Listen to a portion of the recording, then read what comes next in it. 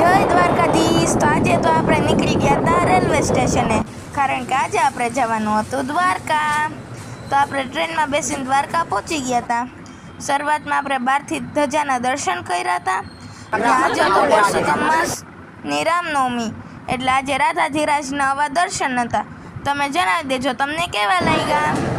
પછી તો આપણે જમવા માટે પહોંચી ગયા હતા। થોડીક આપણે કરી હતી બજારને એક્સપ્લોર।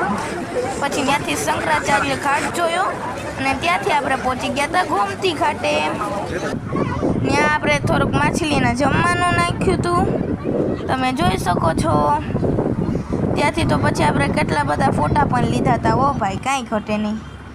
પછી જો આ બાજુ આપણે હતી ગોમતી નદી અને ઓલી બાજુ છે દરિયો। ત્યાંથી તો પછી આપણે અહીંયા ઊંટને કેટલું બધું જોવા જેવું હતું। ત્યાંથી પછી આપણે રામ લખ્યું હતું, ત્યાં તો ગોમતીથી આવ્યા હતા હો। પછી આપણે છાશ પીધી અને ત્યારે ધજાજી ચડ્યા તેના દર્શન કર્યા। ત્યાંથી આપણે કંઈક આવી વસ્તુ લીધી હતી। રેલવે સ્ટેશને પહોંચી આપણે ટ્રેનમાં બેસી ગયા હતા અને પછી આપણે પહોંચી ગયા હતા ગામે। આજે દીદીનો બર્થડે હતો, એટલે આપણે બનાવવાની હતી દાબેલી।